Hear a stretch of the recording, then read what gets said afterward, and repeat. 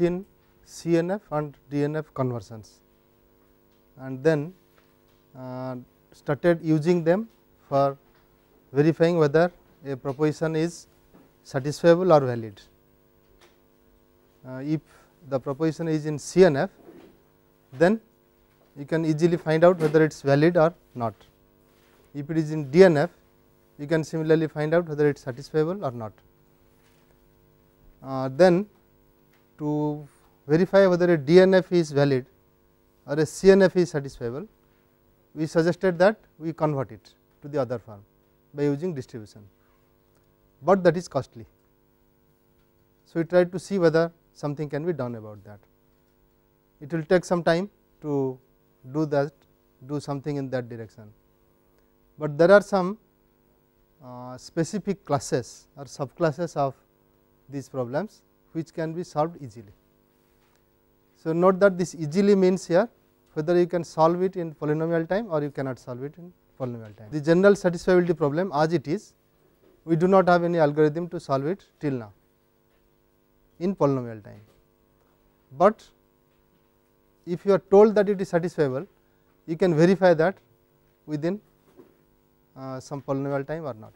It is not exactly that, it tells that given an interpretation whether it satisfies the CNF, that can be determined in polynomial time. Okay. So, suppose you have a CNF, it has some clauses, disjunctive clauses, and they are all ANDed together. Then you are given with an interpretation, it is told that this interpretation satisfies it. Now, you just want to verify this much, then it should be easy. Is it clear why it is easy? Because in that interpretation you know what are the values of the propositional variables, 0 or 1.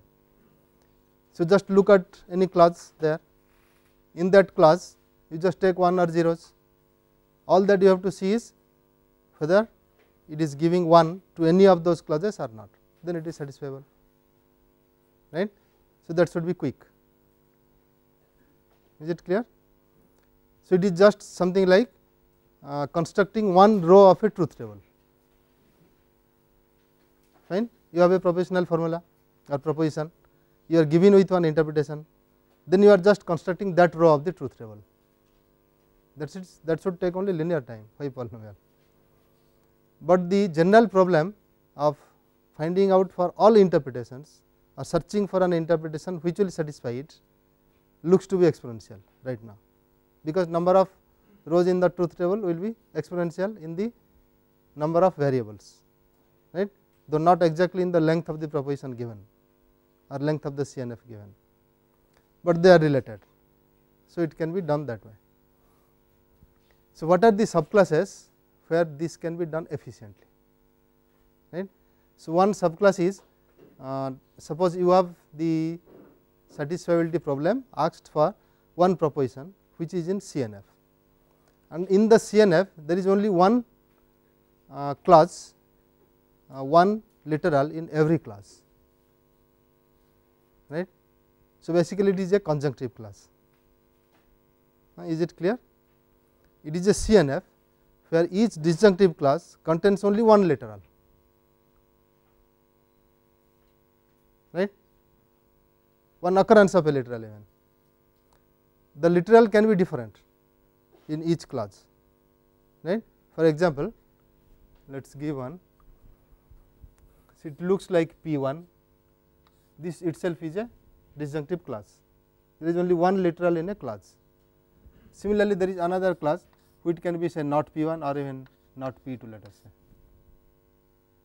Okay. There is another clause again having one literal, and so on. It looks only that way. There is only one literal in each clause, not necessarily the same literal, fine. Still the thing should be easier here to handle, whether this is satisfiable or not, right. See, the thing is, if P1 is there, not P1 should not occur, then it is satisfiable. That is the same thing should be true for all the literals coming up there, and that should be easy. So, this is a subclass, but these formulas or these propositions are called to be in one CNF, in each class there are at most one number of literals present. So, there is no disjunction in any of these clauses here, right. So, this is a 1 CNF. Similarly, you can have a 2 CNF. So, which will say that each clause in this CNF will have at most 2 literals. So, there can be at most one conjunction there, right, one disjunction there. For example, you take say P1 or P2 and P1 or P3. This is an example of a 2 CNF. There can be only one also. For example, I can have this also. This is again a 2 CNF. Is that clear? So, similarly, you can define a K CNF, where each clause there will have at most K minus 1 disjunctions, K literals, yes, occurrence of literals is at most K. Fine. So, in this case we say that the corresponding problem, satisfiability problem, is again coming with that number. We say whether given a K CNF determine it is satisfiable or not. You say you are solving K SAT, right. So, if the general satisfiability problem is SAT, we will write that as K SAT. Is it clear? So, K SAT will be the problem whether given any KCNF it is satisfiable or not, that is the K SAT. Now, we have an efficient algorithm for 1 SAT, you can determine any given 1 CNF whether it is satisfiable or not. Similarly, we have an algorithm which is also efficient for 2 SAT. If there are only 2 maximum of 2 literals present in each clause, then you can solve it easily. So, there is completely one logical algorithm, but there is a graph algorithm which is easy to visualize, they are equivalent. What it says is for the 2 SAT, it bases on a simple observation. In a 2 SAT, a clause will look something like this. Okay, where P1, P4 are literals, not necessarily propositional variables. There can be negation symbols. Okay. So, this you can write equivalently as not P1 implies P4, okay, because of double negation and implication rule. Is it clear? P implies Q is not P or Q, or you could have also written as not P4 implies P1, right. This is commutative, but implies is not. So, we need both of them. You can write this way or you can write this way. Okay. Now, what we do, given any 2 CNF, we will construct a graph from this. So, constructing the graph is simple. You look at a clause, for that clause you will have either this way or this way, in fact both of them, right.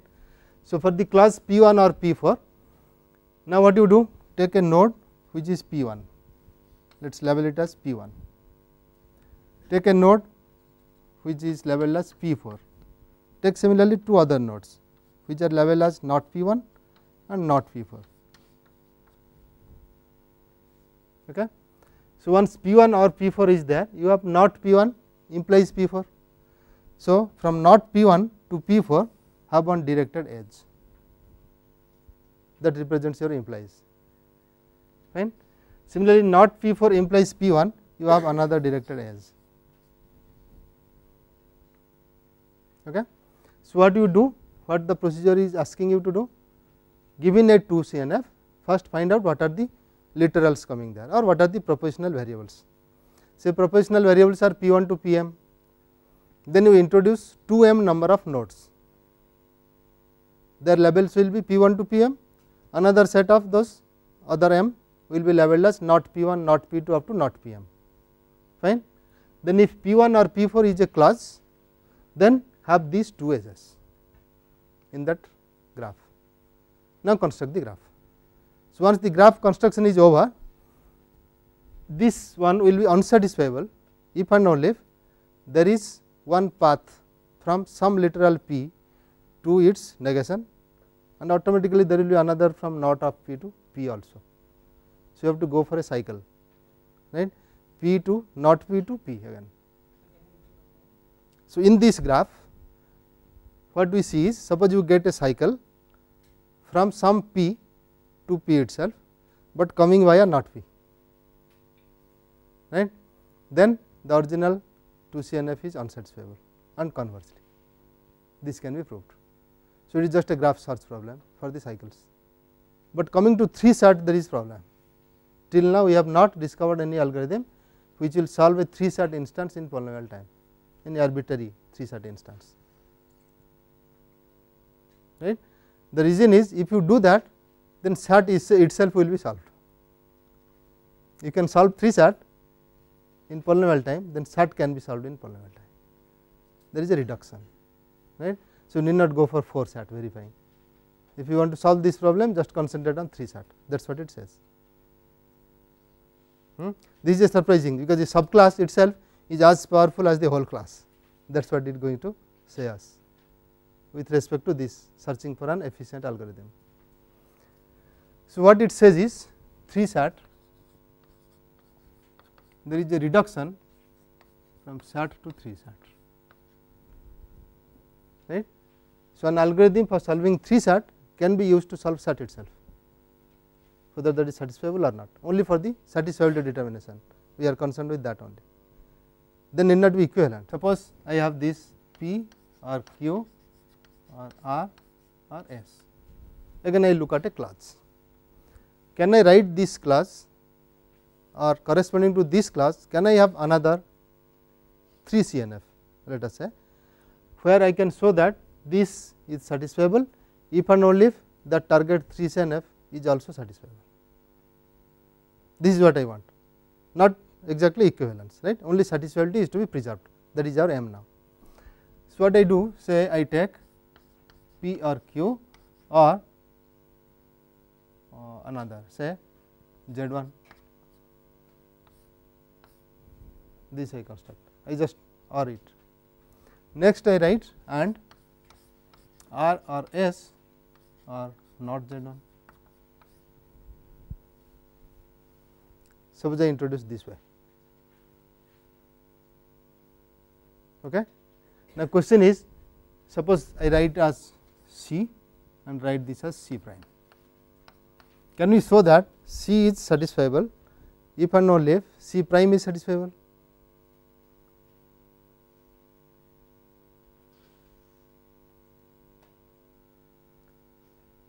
Well, we can do that provided we try to prove it. Let us try to prove. Let us take this as a conjecture and try to prove. If you are through, okay, we will try for the next one, we will generalize. If not, then we have got a counter example and stop it there, right, leave with our unhappiness. So, let us see what happens. Suppose this is satisfiable. Okay. So, that means at least one of them is 1, others can be 0, allowed to be 0, all of them can also be 1. So, at least one of them is 1. Suppose P is 1, right. So, this is 1, then this whole clause is 1. Okay. What about this?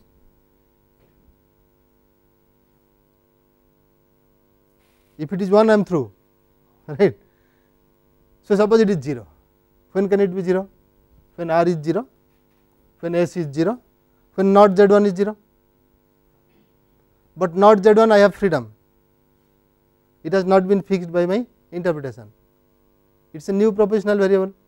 So, question is, can I extend the interpretation which satisfies C to another, giving new values for these new propositional variables which will satisfy it, fine.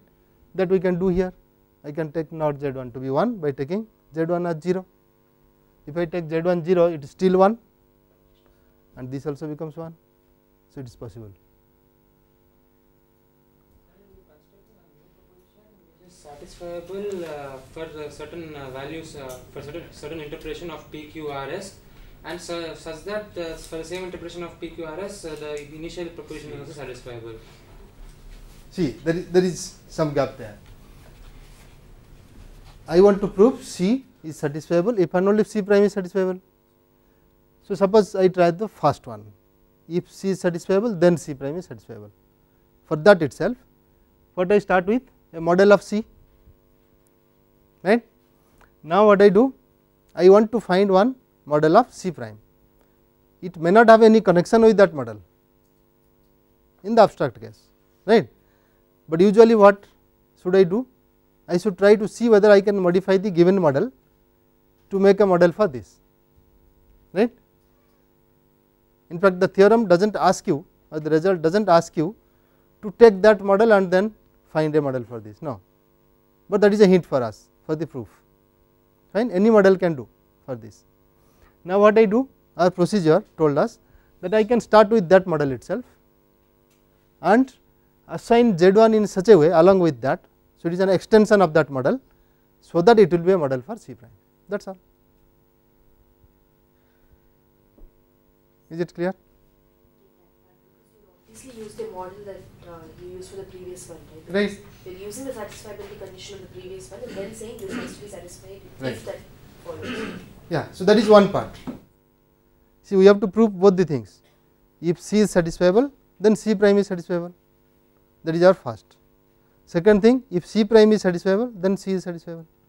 Now, for the first one itself, if C is satisfiable, it has a model. So, I start a model of that. Now, I have to construct a model for C prime. It might come from that model, it might not come, does not matter, but since it is there, let me use it. So, I see that I can extend that model to include a valuation for Z1 for the new variable, which will be a model for C prime. Is that right? So, it looks viable in that case. What about the converse? Suppose C prime is satisfiable. So, that means both of these are assigned to 1. Okay? P is 1, Q is 1, Z1 is 1, R is 1, S is 1, not Z1 is 1 in the same interpretation.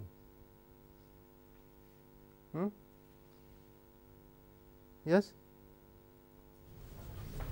Not possible.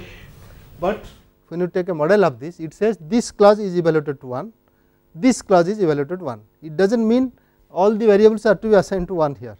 It is an OR statement, right. So, the whole is assigned to 1, which says P is at least one of this, P, Q, Z1 is 1, right. So, this says at least one of this is evaluated to 1, right. That is only given. So, from this I choose P to be 1, that itself finishes. Okay, let us see, suppose C is P or Q or R or S or T. Okay. For this part we know our C prime will have P or Q or Z1 and R or S or not Z1. Now, you have to take care of this T. Okay. This is up to this, yes, I have to take care of this T. So, what I do, I have Z1 here, I have not Z1 there. Okay. So, let me take say T or not Z1 or Z2, I make it Z2. Okay. See, this Z1 and not Z1, that helped us, right. So, I do not want to leave that pattern, I want to keep it. So, I have P or Q or Z1, then I take T or not Z1 or Z2 and then R or S or not Z2 as earlier. So, in this ordering as it is written, I am considering this way.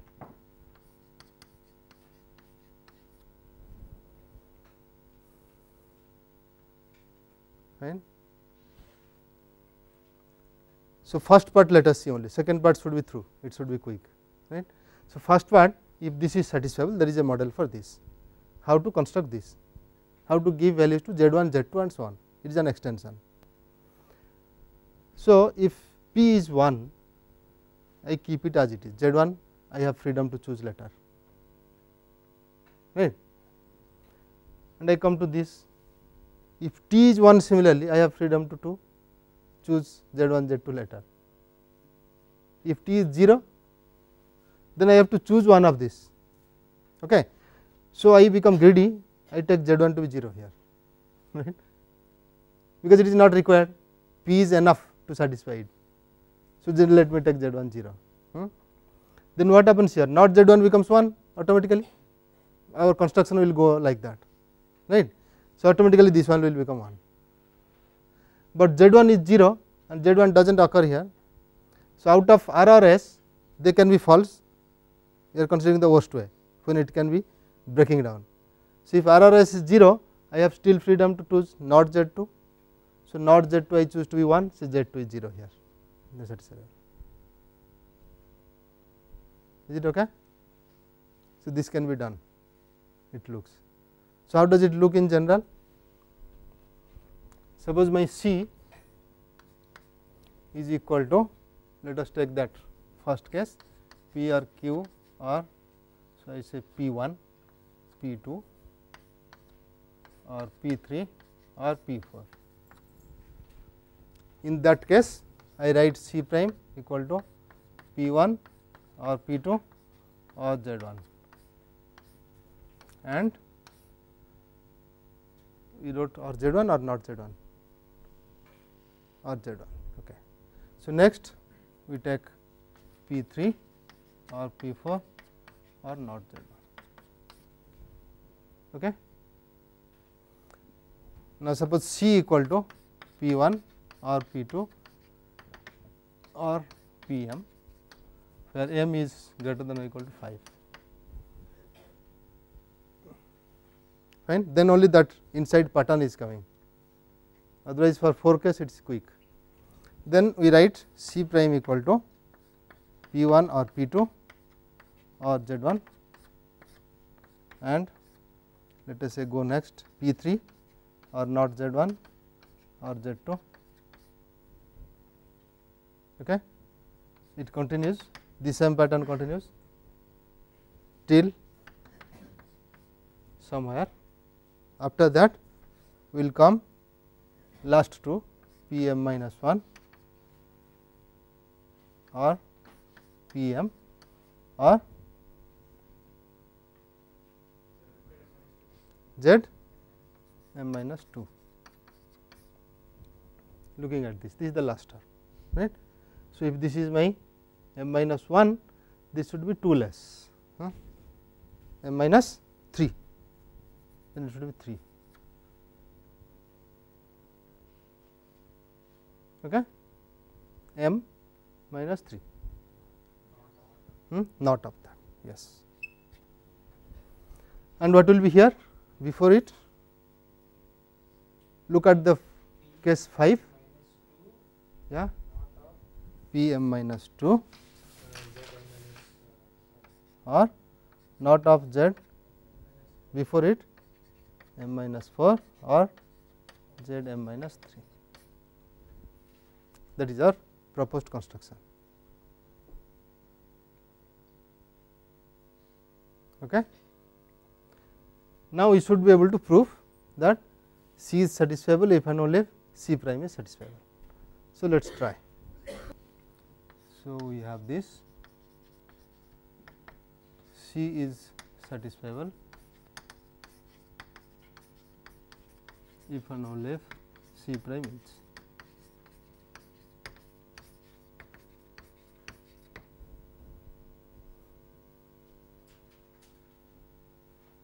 Now, where should we start? First part, suppose C is satisfiable.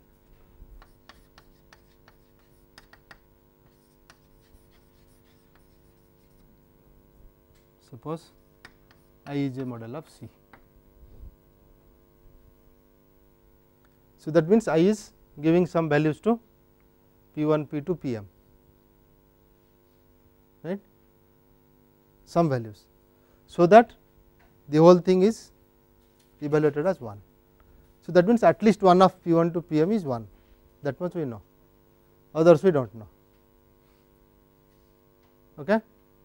Now, just look at our proof what we did here for the case for 5. Suppose q is 1, p is 0. How are you going to do it? This is 1, this is 0.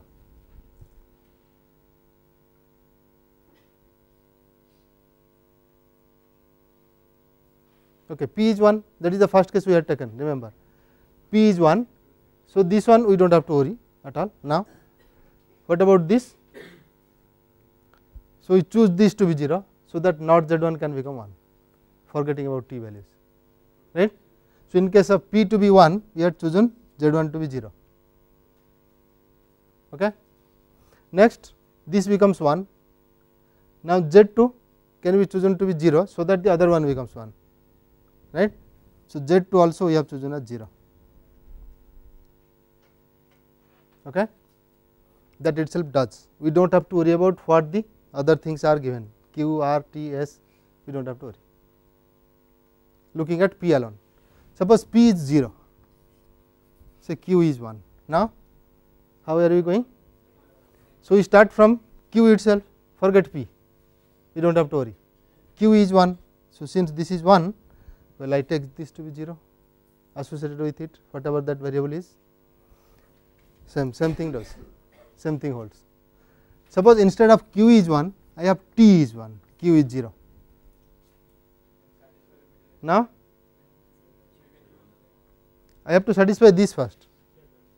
So, z1 I have to take 1, there is no option now, right. So, then t comes here, and z1 is fixed, then that onwards the other scheme works, z2 is 0 as it is, there is no problem. Do you see the pattern? If p is 0, but q is 1, then I have to take z1 as 0 from q onwards. That is, if a variable p2 is 0, p1 is 0, then I choose z1 to be 0, and then take z2 to be 0, z3 to be 0. Now, all z's I just take 0, whatever earlier model that works, right. If t is 1, that is p3 is 1, so that is up to p2, let us say they are all zeros, then what I do? I have to take z1 as 1, all the others are zeros. Now, can you tell me the scheme?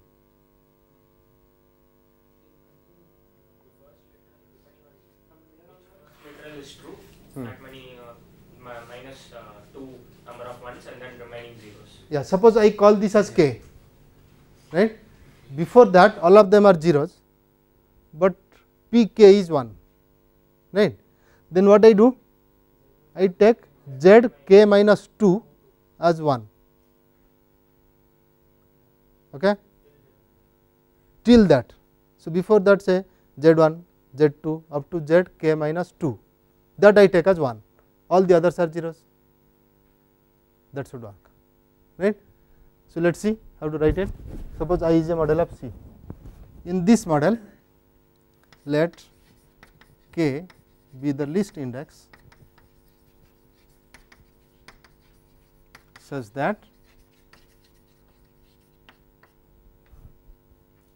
what happens?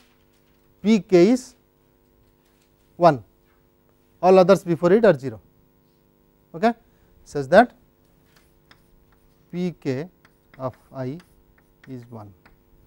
So, once we say least index, it means before that all of them are 0, right.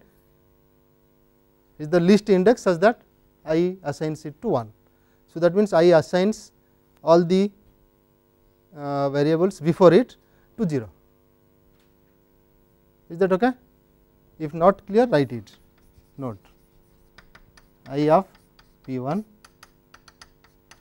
I of pk minus 1 are 0, that is what it says, because it is the least index,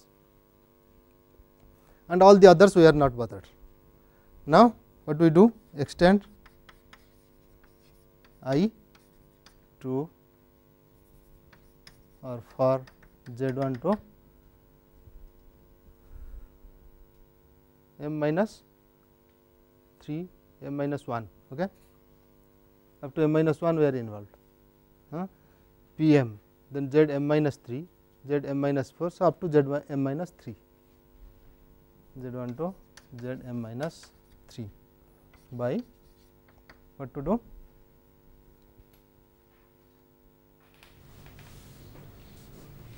Yeah. Suppose it is the kth one, then we want to put up to k minus 2 as 0, all the others are 1. Is that okay? Sorry, up to that 1 and 0 onwards, 0 after that. So, we say I of z 1 equal to I of z k minus 2 as 1 and I of z k minus 1 to I of z m minus 3 as 0. This is our new interpretation I. Though we are writing the same I for both the things, it is an extension, it is a new interpretation. It has now in its domain z 1 variables, which were not earlier. In that way it is different, but it is an extension, it keeps the same values to p k's as earlier. Okay. Now, we should say that I is a model of C prime, it is only construction, it is a guesswork only up to some 5, we have to really show it, fine. So, our claim is now I is a model of C prime, this C prime. Now, let us find out how it is a model of C prime. Now, for the first class what happens?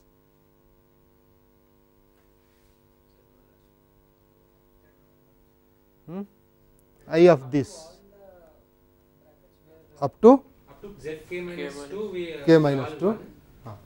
So, first k minus 2 clauses are evaluated to 1, right.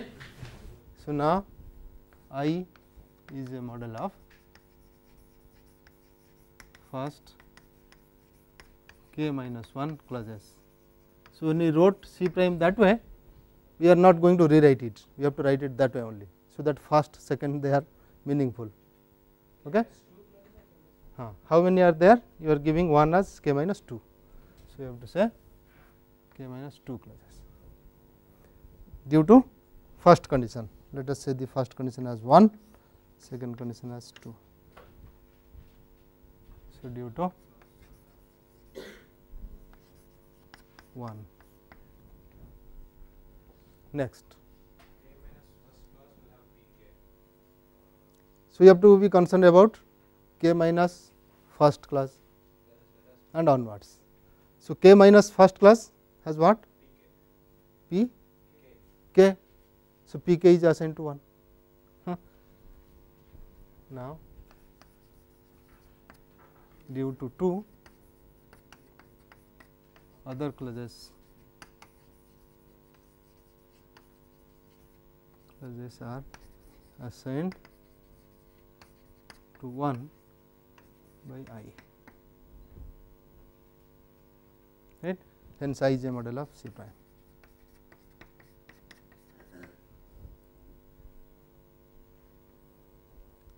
So, that is the difficult part, you have finished. So, now the converse part. Conversely, suppose I is a as J is a model of C prime. Now, we must find a model for C.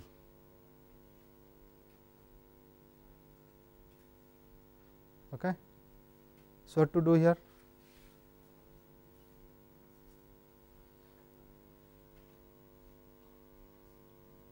Yes. There will always be one. There will always be one clause. There will always be one clause, such as there where between the k minus 1 clause, wherein all the z's will not contribute to the clause that being validated, and it is because of the literal over there. Hence, since we can always find such a clause, therefore the initial C is satisfiable. So, idea is, if you look at the z's, you have one z 1, then there its negation. Okay. if you look at all z m minus 3, then also it is negation. So, suppose you have a model for C prime, it will assign z's to something 1 or 0, whatever it is. Okay. So, whenever one is assigned 1, the other is assigned 0, fine, in the same model. Therefore, in this class, suppose you have not z m minus 3 is assigned to 0, then one of these will become 1. We have to proceed similarly. This similarly is difficult to write. Okay. So, how to write it exactly? You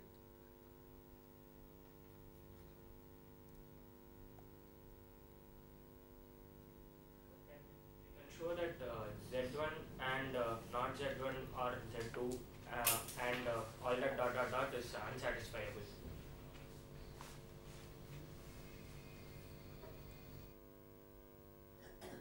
You want to prove by contradiction. So, in that case we assume that I is a model of C prime, but I is not a model of C, or there is no model of C rather, right, not that the same I or same J, there is no model of C. Okay. This is what you want to say, is it not? Remove all the literals from the previous all the P1s, all the PIs will remove from the C dash. So, we will have a new construction that is Z1 and not Z1 or Z2.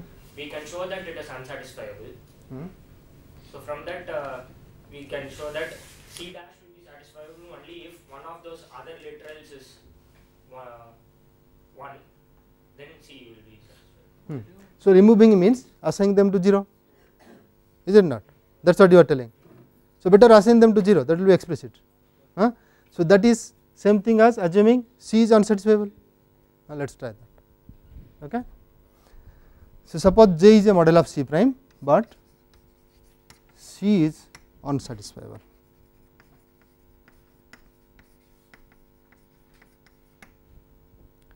So, once C is unsatisfiable, whatever model you choose, whatever interpretation you choose, it is not a model of C, right. Therefore, J is not a model of C prime. The same J is not a model of C prime, model of C, right. It is not a model of C. Okay. So, which means J assigns 0 to all those variables. So, that means J of P1 equal to J of Pm equal to 0. Okay. Now, look at our construction, all these are zeros everywhere up to this, all these are zeros, but C prime is satisfiable. So, starting from the first class we have to take J of Z1 as 1, is that right. So, once J of Z1 is 1, in the second class P3 is 0, not Z1 is 0, therefore, Z2 has to be 1. See our construction of list K, it is really helping us now also. So, the same pattern is coming here. So, that means you will see that all of this Z1 to all of this Zm3 has to be 1. If they are 1, then the last class becomes 0. Therefore, J is not a model of C prime, which is a contradiction. Is it clear? So, let us write it. Then the first class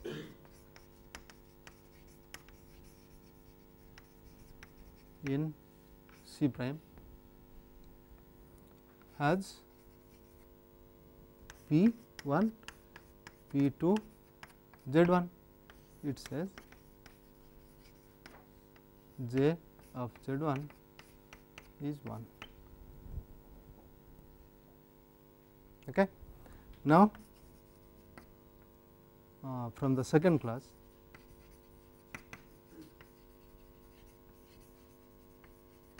we see J of Z2 is 1, right. So, continuing up to the last but one class in C prime, we see that j of z1 equal to j of z2 equal to j of z, what is that, m minus 2, m minus 3, z m minus 3 is 1. Then j of the last class, okay, which is j of p m minus 1 or p m or not of z m minus 3 is 0. Okay. So, this contradicts the assumption that J is a model of C prime, is that right? So, that means we have shown that C is satisfiable if and only if C prime is satisfiable. Okay. C prime is a CNF. So, that means a clause is satisfiable having m number of literals if and only if a 3 CNF is satisfiable, and we had given the construction for the 3 CNF. Now, if you start with any CNF, each clause you can write as a 3 CNF corresponding primes, okay. Then go on conjuncting them together. So, you end up with a 3 CNF. Now, the question is, will this 3 CNF have exponential length corresponding to the length of the original CNF? Let us look at a clause. For each clause, how many clauses you are giving in the 3 CNF? Suppose C has m literals.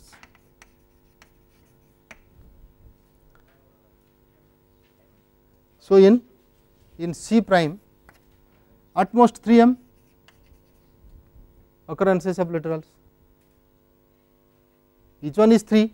So, at most there are m factors, really less, right, it will be less. So, let us write at most 3 m occurrences of literals. Okay. So, that means length of this and length of this is just a constant multiple. Okay. Length means total number of symbols occurring in it. So, length of C prime is a constant multiple of length of C, and this constant is fixed for any given clause, it does not matter whatever it is, right. Why? Because you take any, start from any given CNF. In the CNF, first find out what is the maximum number of literals occurring in a clause, right. So, this constant will depend on that. So, for the given C, you can find one constant here 3, 4 or whatever, right. So, that constant remains for all, it does not change throughout when you write for clauses to 3 CNF, fine, you take the maximum possible. So, since it is a constant, now if set can be solved for this efficiently, set can be solved for this efficiently, okay. It is just a constant multiple, length is not making it exponential times the length of that, it is just a constant multiple. Is it clear? So, therefore, set can be converted to 3 set. If you solve only 3 set, that will solve your NP problem, because set is NP complete, 3 set is also NP complete. So, we can solve or prove that 3 set is in P, then that will show NP equal to P. If you show 3 set is not in P, yeah, that will solve P is not equal to NP or not? Yes, because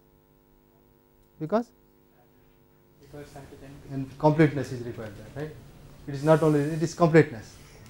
So, because set is NP complete, so 3 set is also NP complete.